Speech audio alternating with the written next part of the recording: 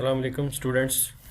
आज हमारा सब्जेक्ट है अकाउंटिंग और इसमें जिस टॉपिक पे हम बात करेंगे वो आई कम पार्ट 1, डी कम पार्ट 1, बी कम पार्ट 1 और बीबीए इन सब क्लासेस के लिए यकसा तौर पे फ़ायदेमंद है।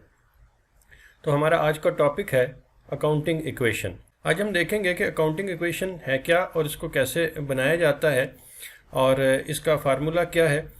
तो अगर हम देखें कि पहले के डेफिनेशन इसकी क्या है, define accounting equation, A statement which shows the equality of business assets and liabilities is called accounting equation. यानी ऐसी स्टेटमेंट जो कारोबार के असासों और वाजबात की बराबरी को जाहिर करती है, अकाउंटिंग मुसावात कहलाती है। ये हो गई है इसकी डेफिनेशन। लेकिन अगर आपको क्वेश्चन कुछ इस तरह का आए कि what is an accounting equation, accounting equation है क्या, तो फिर आपने सिर्फ इसका फार्मूला लिखना है जो है assets is equal to liabilities plus owners equity. तो अब आप ज़रा इसको गौर से देखिएगा कि अकाउंटिंग इक्वेशन जो है इसमें तीन चीज़ें शामिल हैं, एसेट्स, लाइबिलिटीज़ और ओनर्स इक्विटी। यानी हमारी जो लाइबिलिटीज़ हैं कारोबार की, अगर उनको ओनर्स इक्विटी में प्लस कर दिया जाए तो इसका जो मजमुआ बनेगा वो एसेट्स के बराबर होगा। कारोबार के जितने एसेट्स होंगे वो बराबर होंगे लाइबिलिटी प्लस ओनर्स इक्विटी के। अगर आप इन तीनों चीज़ों को जान जाएं कि एसेट्स क्या होते हैं, लाइबिलिटीज़ क्या होती हैं, ओनर्स इक्विटी क्या है, और इनको आप सही तरीके से इस्तेमाल कर सकें तो आपकी अकाउंटिंग इक्वेशन प्रॉपर और इक्वल बन सकती है। और अगर अकाउंटिंग इक्वेशन इक्वल हो तो आपका क्वेश्चन जो है वो बिल्कुल करेक्ट होता है। तो इसको अब हम देखते हैं कि अकाउंटिंग इक्वेशन में ये जो तीन चीज़ें शामिल हैं, एसेट्स, लाइबिलिटीज़ और ओनर्स इक्विटी, ये है क्या क्या। तो अगर हम एसेट्स को देखें तो एसेट्स हैं all those things which are resources which are expected to be used for more than one accounting periods are called assets. यानी कारोबार की मलकियत वो तमाम चीज़ें जिनकी मदद से कारोबार चलाया और मुनाफा कमाया जाता है। ये चीज़ें अमूमन कारोबार के पास एक से ज़्यादा अकाउंटिंग पीरियड तक मौजूद रहती हैं। ये तमाम एसेट्स हैं। हर वो चीज़ जो कारोबार की मलकियत है, कारोबार उनकी मदद से मुनाफा कमा रहा है और उनको इस्तेमाल कर रहा है, वो उसके एसेट्स कहलाते हैं। इसमें फर्नीचर भी हो सकता है, बिल्डिंग भी हो सकती है, ऑटोमोबाइल्स, मशीनरी, बिल्डिंग, प्लाट्स वगैरह सब कुछ जो है ये इसके एसेट्स होते हैं। अब ज़रा इनको हम डिटेल में देखते हैं कि टाइप्स ऑफ एसेट्स, एसेट्स की इकसाम कितनी है। तो इसमें सबसे पहले आता है current assets, non current assets और फिक्स्ड एसेट्स। ये तीन किस्में हैं इसकी, current assets, non current assets और फिक्स्ड एसेट्स। तो इसमें अगर हम देखें कि करंट एसेट्स क्या हैं, तो assets which are either cash or easily convertible into cash, यानी ऐसे असासाजात जो या तो पहले ही नकद रकम की सूरत में होते हैं या इन्हें आसानी से नकद रकम में बदला जा सकता है। जो चीज़ें कारोबार के पास इन फॉर्म ऑफ कैश मौजूद हैं, नकद रकम की सूरत में मौजूद हैं, या उन्हें बहुत आसानी से नकद रकम में चेंज किया जा सकता है, इनको हम करंट एसेट्स कहते हैं। ये हो सकते हैं आपके पास cash in hand, cash in hand जो आपके पास है, कैश एट बैंक जो बैंक में आपका पैसा पड़ा है, सन्डी डेटर्स वो लोग जिनसे पैसे वसूल करने हैं, जिनको आप उधार चीज़ें बेच चुके हैं, अब आपने उनसे पैसे वसूल करने हैं, ये सन्डी डेटर्स, ये भी आपके करंट एसेट्स होते हैं, या इनको आमतौर पे अकाउंट रिसीवेबल भी कहा जाता है। ये एक ही चीज़ के दो नाम हैं, सन्डी डेटर्स कह लें या अकाउंट रिसीवेबल। इसके बाद बिल रिसीवेबल या नोट रिसीवेबल, ये भी दोनों एक ही चीज़ है। तो ऐसे बिल्स या नोट्स जिनके बदले आपने पैसे वसूल करने हैं, ये भी आपके करंट एसेट्स हैं। इसके अलावा कुछ प्रीपेड एक्सपेंसेस होते हैं, ऐसे एक्सपेंसेस जो आपने एडवांस में अदा कर दिए हों, ये तमाम करंट एसेट्स कहलाते हैं। इसके बाद आते हैं non current assets. Non current assets क्या हैं?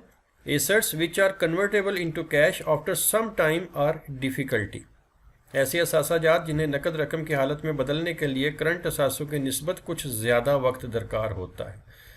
इसमें है क्लोजिंग इन्वेंट्री और स्टॉक। क्लोजिंग इन्वेंट्री या स्टॉक जो है कारोबार का, इसको आप नॉन करंट एसेट कह सकते हैं। इसके बाद आता है फिक्स्ड और प्लांट एसेट्स। फिक्स्ड भी कहा जाता है, प्लांट एसेट्स भी इनको कहा जाता है। Assets which have long life and which are bought for a long period of time in business is called fixed assets. ऐसी अशिया यानी असासा जात जो कारोबार ने मुस्तकिल इस्तेमाल की खातिर ख़रीदे हों। अब इनकी क्या मिसालें हो सकती हैं? इनमें हमारे पास है फर्नीचर है, बिल्डिंग है, प्लांट है, मशीनरी है, motor truck, free hold premises, ये भी फिक्स्ड एसेट्स हैं, लैंड, कार एट्सेट्रा, और इस तरह की और बहुत सारी चीज़ें जो हैं वो आपके जो फिक्स्ड एसेट्स कहलाती हैं। तो ये हो गए हमारे पास एसेट्स। अब आप समझ गए होंगे कि एसेट्स क्या हैं। एसेट्स जिनमें तीन चीज़ें आती हैं, current assets, non current assets और फिक्स्ड एसेट्स। ये हो गए एसेट्स। अगर ये तमाम एसेट्स जो हैं इनकी मजमूई मालियत, इनकी एग्रीगेट वैल्यू जो है वो जो लाइबिलिटीज़ और ओनर्स इक्विटी के बराबर हो जाए तो आपकी अकाउंटिंग इक्वेशन जो है वो बराबर हो जाएगी। इसके बाद फिर आता है दूसरा हिस्सा इसका, लाइबिलिटीज़। लाइबिलिटीज़ क्या है? Liabilities mean the total amount which a business is legally bound to pay to the outsiders. ऐसे वाजबात जो कारोबार के ज़िम्मे होते हैं और उसने अदा करने होते हैं, इनको लाइबिलिटीज़ कहा जाता है। लाइबिलिटीज़ की भी कुछ इकसाम है।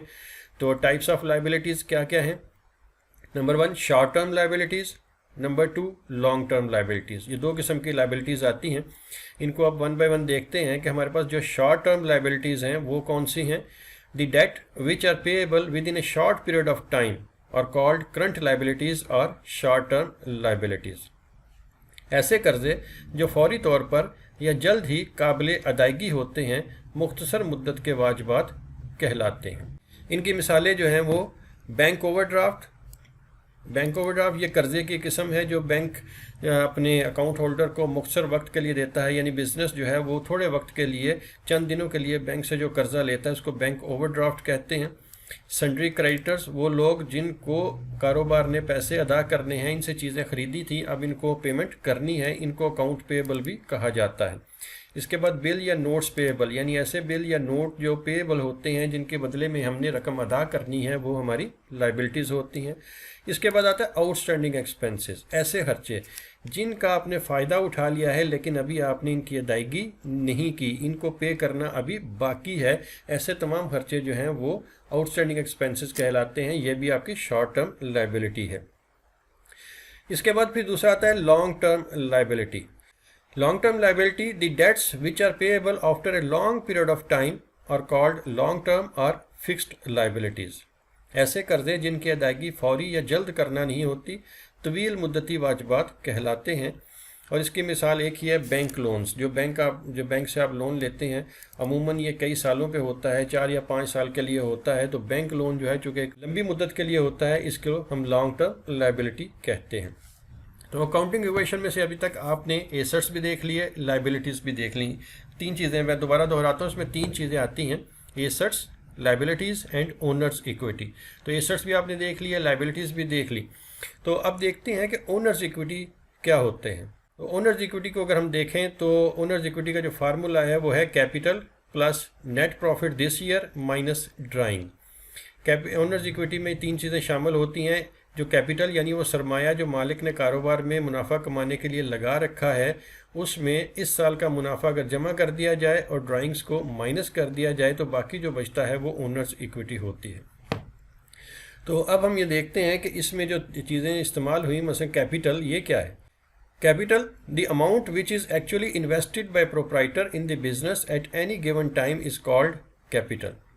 वो रकम या चीज़ जो कारोबार का मालिक कारोबार शुरू करने या इसे चलाने के लिए कारोबार में लगाता है, इसे कैपिटल कहते हैं। यानी वो पैसा, वो सरमाया जो नकद रकम की शक्ल में भी हो सकता है, चीज़ों की शक्ल में भी हो सकता है, जो कारोबार को शुरू करने और फिर कारोबार को चलाने के लिए कारोबार का मालिक कारोबार में लगाता है, उसे कैपिटल कहा जाता है। फिर आता है ड्राइंग्स। ड्राइंग्स क्या है? The cash or goods taken away by the proprietor from the business for his personal use are called drawings. कारोबार का मालिक अपने ज़ाती इस्तेमाल के लिए जो चीज़ें या रकम कारोबार में से लेता है, उसे ड्राइंग कहते हैं। तो आपने देखा कि कारोबार का मालिक जो कुछ भी कारोबार में लगाता है उसे कैपिटल कहते हैं। अब उसे वक्तन फ़वक्तन कुछ रकम की ज़रूरत होती है, क्योंकि प्रॉफिट तो उसको मिलेगा तो एक ख़ास मुद्दत के बाद उसको मिलेगा। इस दौरान अगर उसको पैसे की ज़रूरत पड़ती है तो वो कारोबार से अपनी ज़रूरत पूरी करने के लिए वक्तन फ़वक्तन कुछ चीज़ें या पैसा जो है वो ले सकता है। तो ये पैसा या चीज़ें जो वो अपनी ज़ाती ज़रूरत के लिए कारोबार से लेता है, जो बाद में उसके प्रॉफिट में से माइनस कर दिया जाएगा, इसे ड्राइंग्स कहते हैं। तो ये भी आपने देख लिया। तो अब इस तरीके से हमारी जो अकाउंटिंग इक्वेशन बनती है वो यूं ही बनती है कि assets is equal to liabilities plus owners equity. Assets भी आपने देख लिया कि एसेट्स क्या होते हैं, लाइबिलिटीज़ भी आपने देख ली कितनी किस्मों की होती हैं, ओनर्स इक्विटी का क्या फार्मूला है। तो अगर लाइबिलिटी की अमाउंट जो है टोटल अमाउंट उसको ओनर्स इक्विटी में प्लस कर दिया जाए तो ये किसके बराबर होगा, ये एसेट्स के बराबर होगा। यही आपकी अकाउंटिंग इक्वेशन है। तो अगर आप इन चीज़ों को अच्छे तरीके से याद कर लें तो आपकी अकाउंटिंग इक्वेशन जो है वो इंशाल्लाह बराबर होगी और ये क्वेश्चन आप इजीली कर सकेंगे।